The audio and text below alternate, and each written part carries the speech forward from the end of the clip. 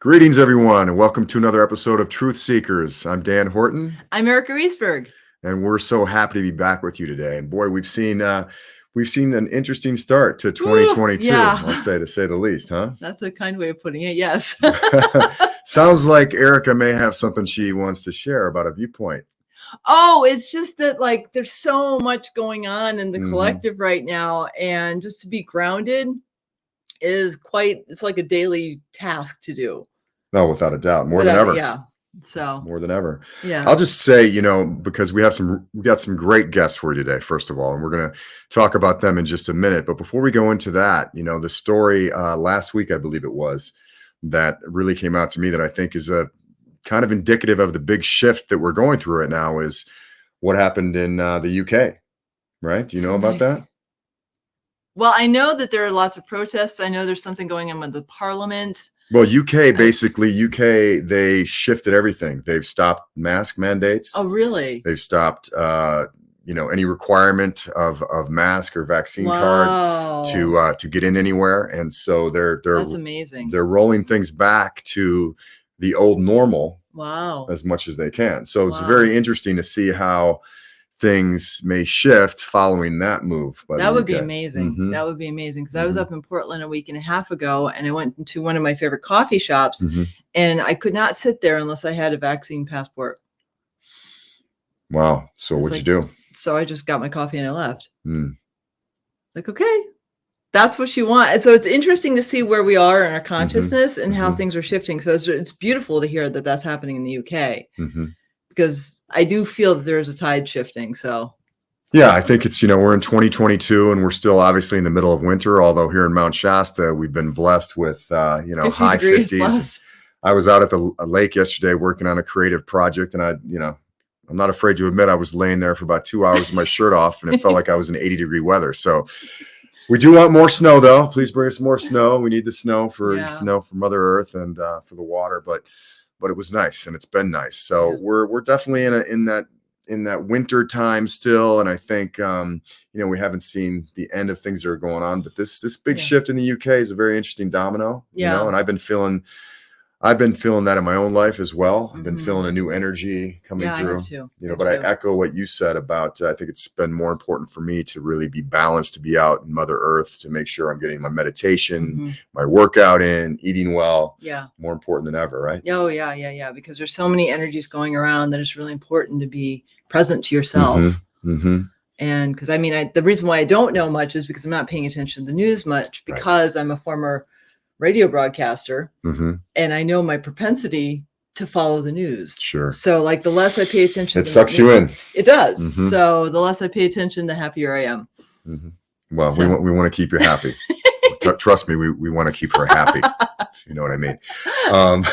But speaking of energy, I think that's a great way to segue into our guests today, because our guests are all about shifting the energy in community and then moving that through the planet worldwide. They're doing some really interesting things.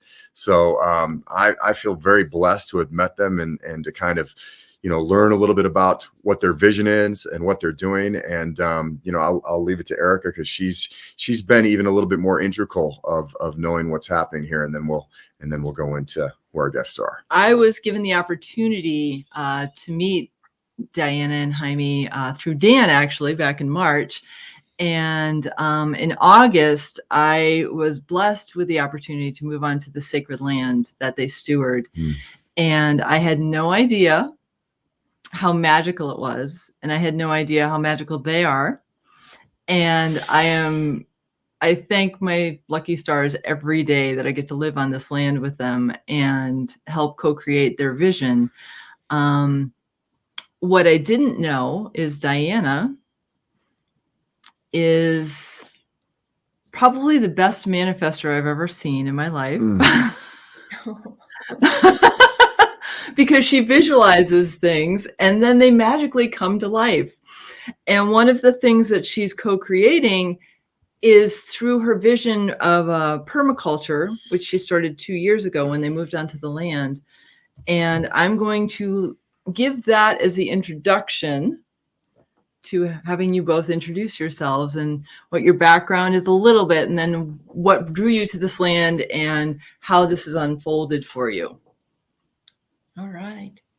Thank you, Erica. That was a lovely introduction. Thank you, Dan.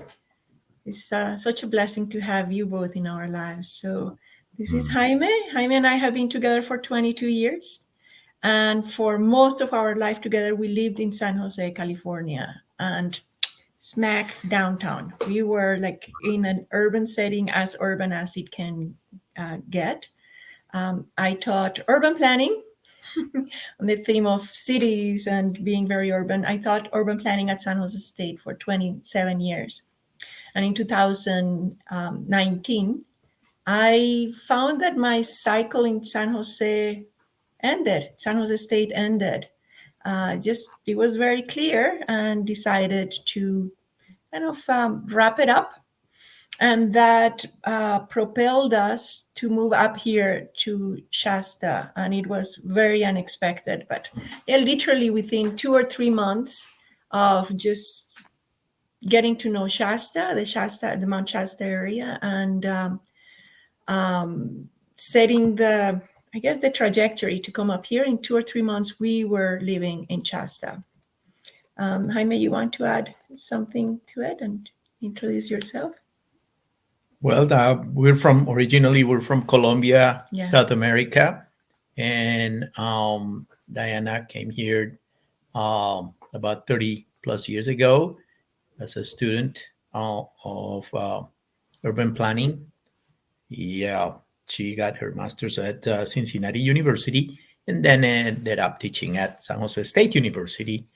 And I got here in year 2000, and I'm a mechanical engineer by education, and I was working with an Italian company, and then I moved after I met Dayana, and kind of had this invitation to work in community development more than really engineering, which I was kind of ready to move on from engineering to something more helping communities, kind of giving back to the community and leaving the corporate world.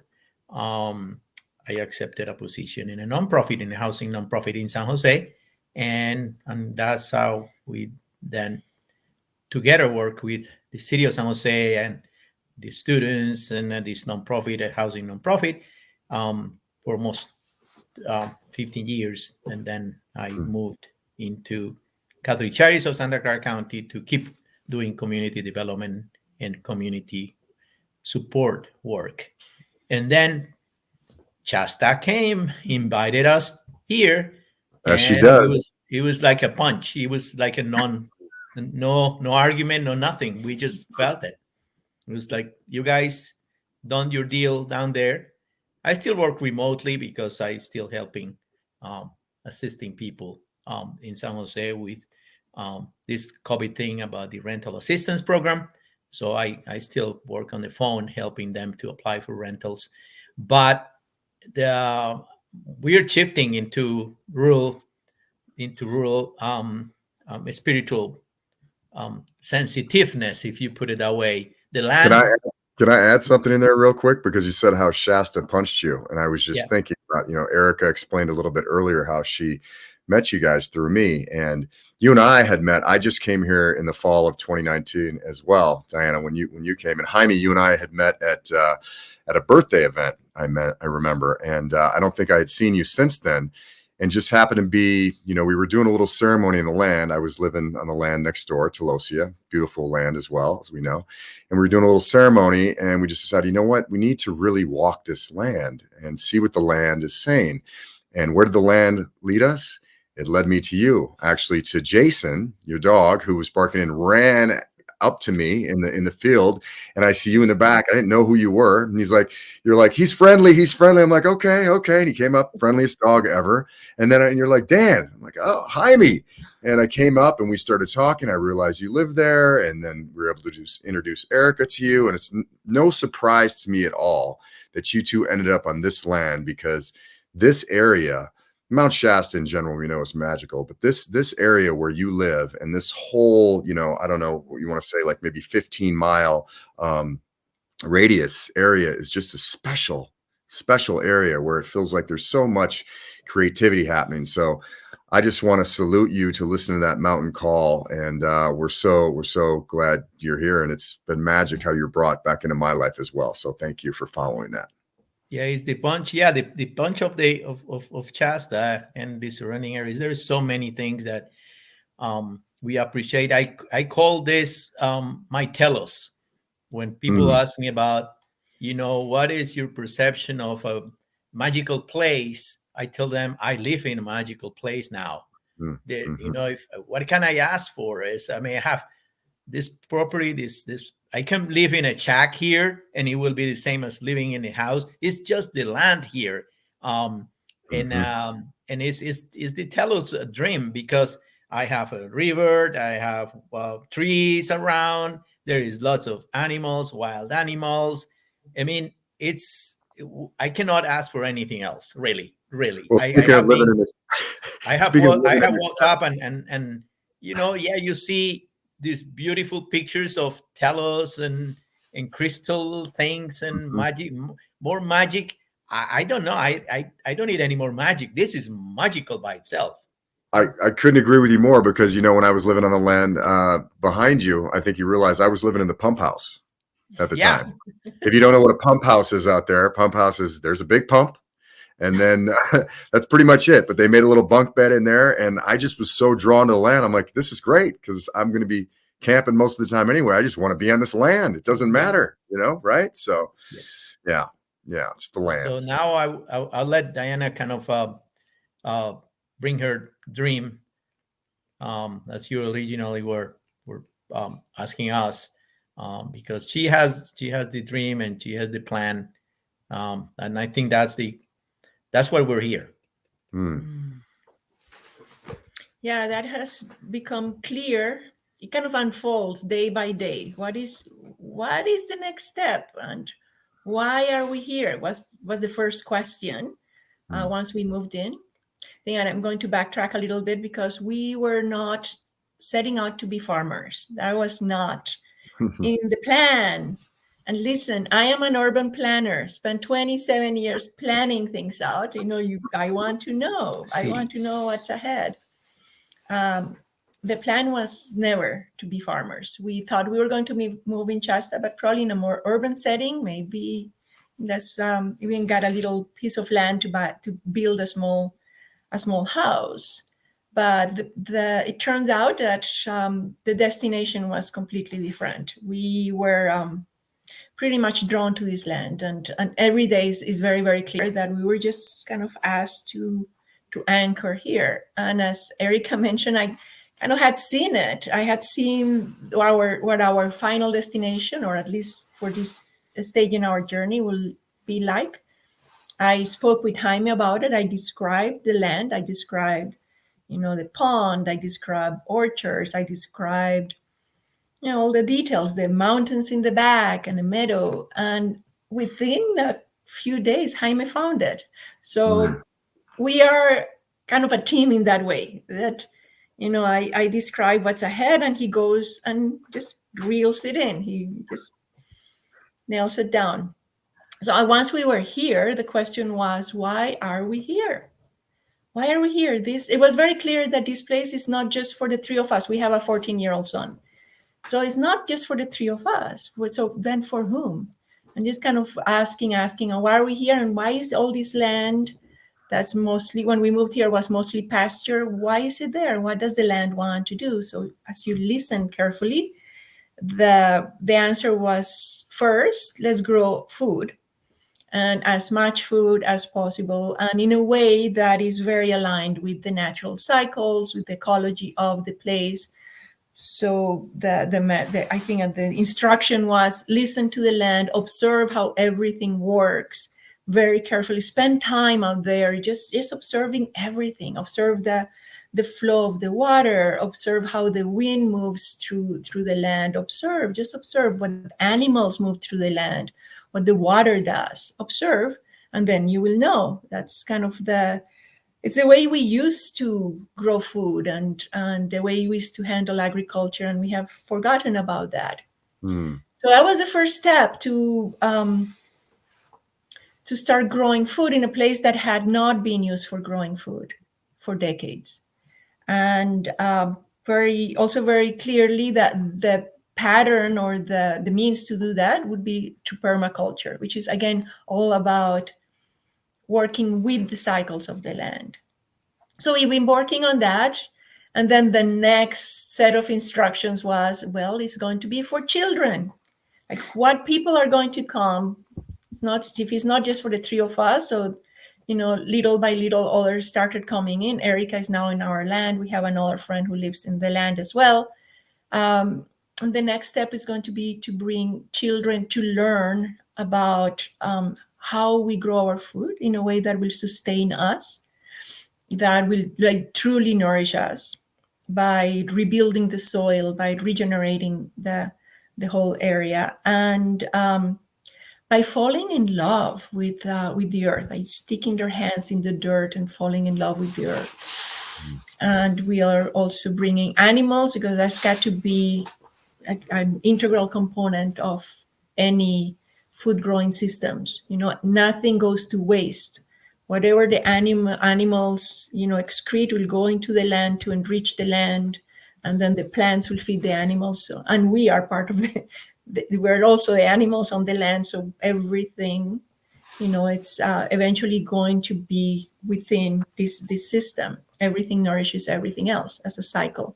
So that's where we are now. And the vision now is, with the help of friends, we've been listening and meeting a lot of beautiful, beautiful people who are moving in the same direction, who have a very similar idea of what they want to do with their lives and how we need to create a new sense of community into what we're stepping in. And just by listening to people and what everybody brings, the vision is gelling as Earth Magic School, which is really sharing the magic of this land. We have an enchanted forest, right alongside our land, that it's a perfect playground for kids to grow and learn through play. And that's where the vision is going to continue growing and evolving. And our friends are coming, those who are interested in plugging into this vision, because this is not the work of one, two, not even three. It's the work of many. And little by little, as we send out like a beacon of, this is the idea, then those who are interested in being part of that vision, you say, I'm here, count me in. I also want to add to it. So one step at a time. My sense is that it's accelerating. This year, you were talking about the acceleration into 2022. We're feeling it too, in the way in which people are showing up who have just the perfect background. That everything in their life experience has prepared them for contributing to something that can be called the Earth Magic School, and that have the passion for that, and at a point in their life when they're looking for what's next. So it's remarkable how they just keep on showing up. Our team is showing up. Our family is showing up. And that's very exciting, because we've been sitting here for 2 years, just like percolating, marinating the vision, the idea, listening, learning. And now we sense the acceleration. And you two guys are part of that, of course. Erica and Dan are part of that. We see you here working with us on this. How will it unfold? I think it will depend on what each of us brings. Mm-hmm. There is nobody telling anybody else what to do. Like, we will be moved by what we feel drawn to do, where we can feel like absolutely happy. Where work is not work is joy. Work is like, let's play like children in this land. All of us can play like children in this land. And Jaime also has his playground here.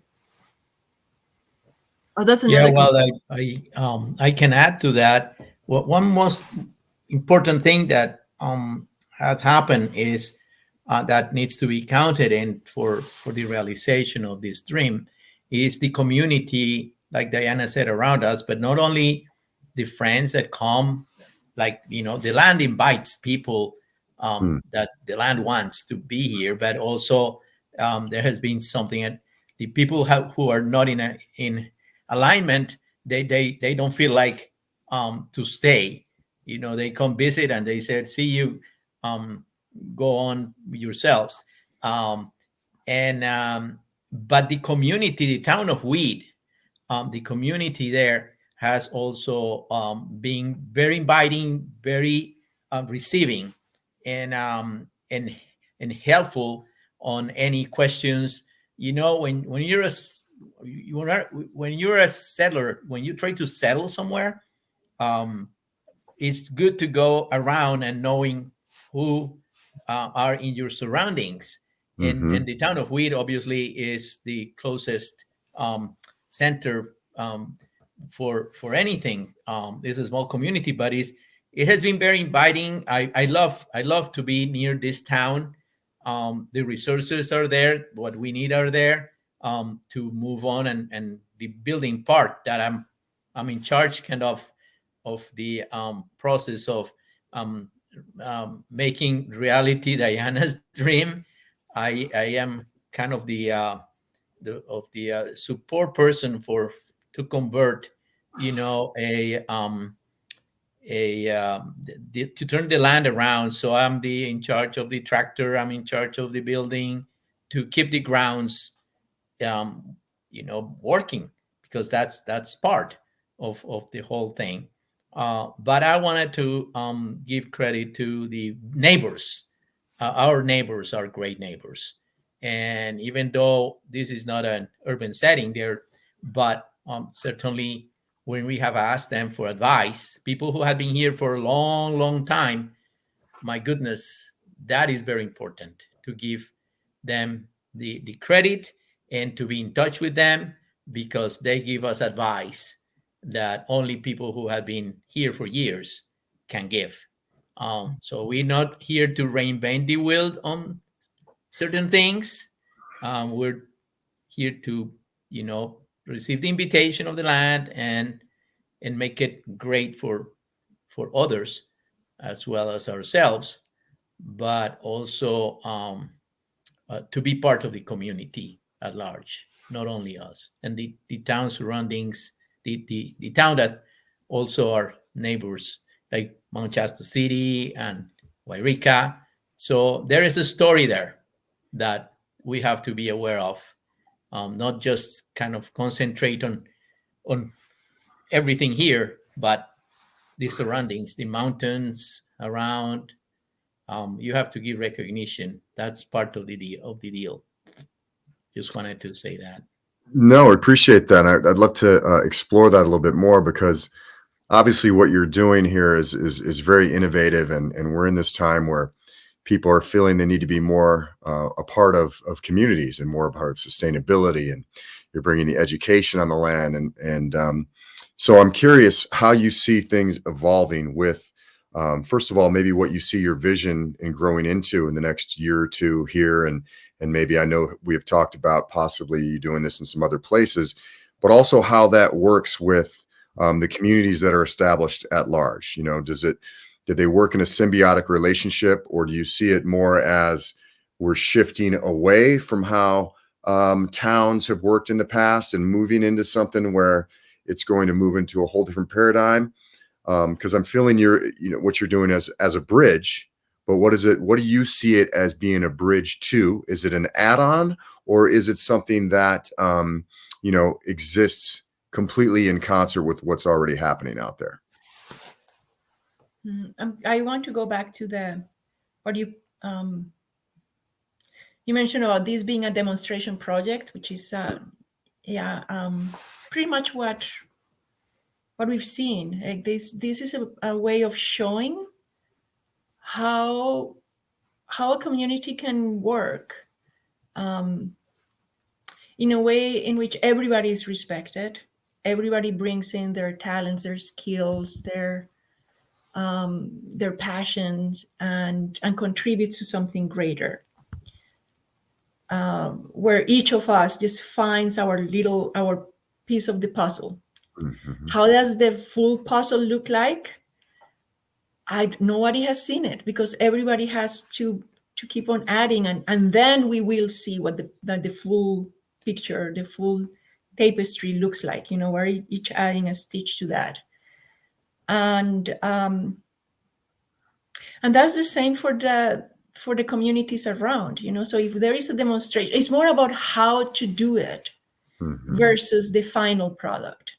So how to do it in a way in which we honor every single step, every single decision, every single being that is part of that. And that includes the beings that are here already, all the animals, the plants that are here already, that were here before us and are going to be here right after, like even after we go. And as Jaime says, also the families that pioneered this area, they have been here for over a century. So it has to be in honor of all of them. I do think at the same approach of listening to the potential of the place. The place, all places have a spirit.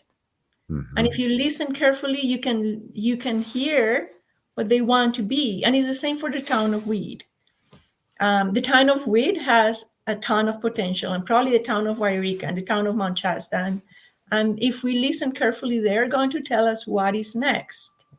There is also a lot of change, a lot of newcomers like us are arriving. And all of us, the four of us, are newcomers here. And there is going to be more. And we see that even that process is accelerating. People are disillusioned with living in cities, and they want alternatives. And this is a very, very, very appealing alternative, to be in nature in a pristine, gorgeous area where you're closer to the cycles of life. So we see that whatever happens here will have some effect in the town of Weed. Jaime is very involved also with what's going on in terms of local governance and so on in the town of Weed. So we are also hoping that connection will continue. One of the things we will need to do here is explore and experiment on self-governance. What does that mean? It's not even, I don't even think the word democracy encapsulates it. Democracy is majority rule. It's, in self-governance, in true self-governance, in a true local community, everybody's voice has to be heard. Everybody's voice, not only the majority. So it's really about building consensus, not with the lowest denominator, but the highest common denominator. Going for the highest common denominator where we all feel represented. So that's got to be part of this, and it's driven from within, where each of us will feel what we want to freely give and contribute to this sense of being here together. So yeah, self-govern, and hopefully also demonstrate to the children how that is done. How you can, and even children absolutely will need to have a voice in what happens here as they come in to work with us or to experience this land. And yeah, in the vision is that if this experiment works, and I think it's already budding, this can be a seed that can be transplanted elsewhere. Because once we see that it works, it's inevitable that others will be inspired to come and take the little seed with them, like a little plant, and plant it somewhere else. So it keeps on spreading elsewhere. And this is one version. There are many different versions. And because we're from Colombia, our hope is to plant one similar or kind of a sister community somewhere in Colombia, where we see ourselves probably connecting back to our own families of origin, our blood families. We're building a family here. We're creating a family here where we come together because of our affinity, not necessarily because of our blood relation, but it's our affinity. Well, we also have our blood family, so we like to continue on spreading that somewhere else. So it's in very early stages. However, it's taking, I think it's gaining momentum, and there is a strength, a life-giving strength that it's building up and popping through the soil in a way. I think that the gardening metaphors work very well here. And another aspect of this is going to explore technologies, where Jaime is a mechanical engineer. He also likes to build. So technologies for housing, he's going to be building tiny homes and maybe looking at what the what the house of the future looks like. You know, where we are really that a house, housing that really supports health in all ways, energetically and, you know, emotionally. There's really supporting health. And we want to also move towards total self-sufficiency, where we can create our own source of energy. And we're not really interested in investing in solar or even wind. There are new energies coming up that are worth investing, and maybe even waiting a little bit, because they are going to really incorporate self-generation. None of the drawbacks of even renewable energy, that current renewable energy, none of those drawbacks, and many more benefits. So we're definitely looking into, you know, magnetic energy production, or who knows what else is happening. But that's also part of the vision: total self-sufficiency, in a way, like radical self-sufficiency, where we rely on each other, and we rely on the land, and nothing is needed. Everything kind of generates itself within this land. I don't know if are you guys familiar with the Mount Shasta National Forest Association on the backside of the mountain of Mount Shasta? It's very interesting what they have going on out there. You know, they all have, it's kind of what you said, what I can see maybe happening in this neighborhood if everybody kind of gets on board with the same vision, where they have their own board. So they vote about what's going on, how they're going to use the water resources, you know, what they're going to share, what's going to be allowed to come in, what's not going to be allowed to come in. And they seem to work very sufficiently together, you know, in that manner. And everything up there is off the grid.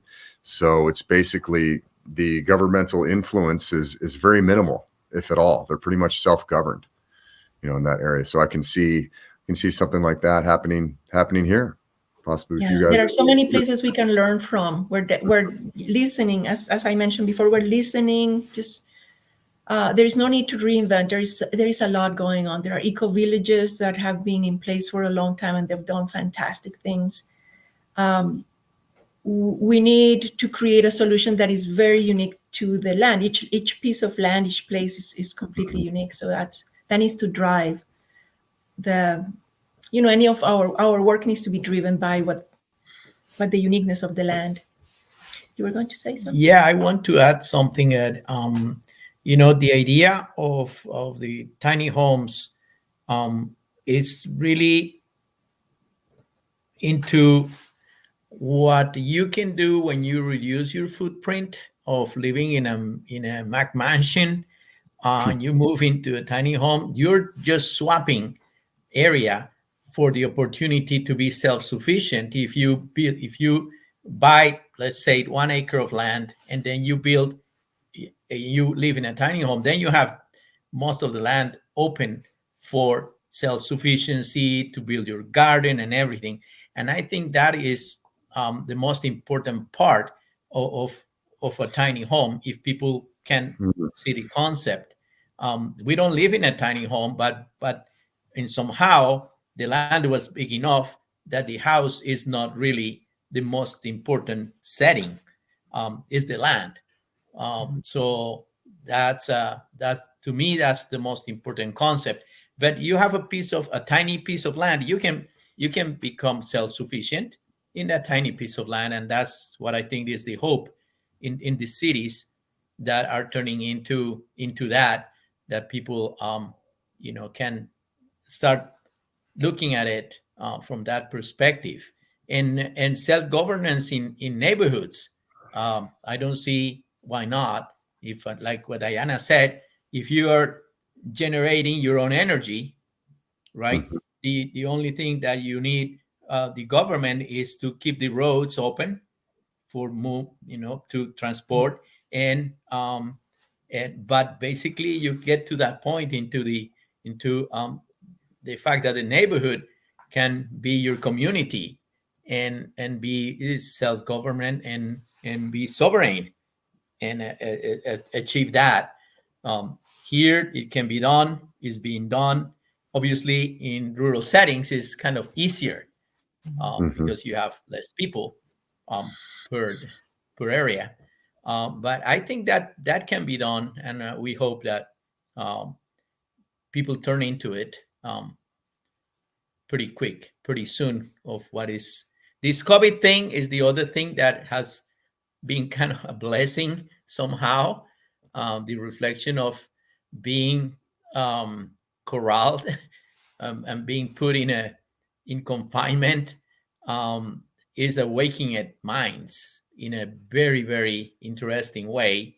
To the point in which, like Dan just said, that there is a point in which people are like, wait a minute, we need the community to come together. We need to communicate among ourselves.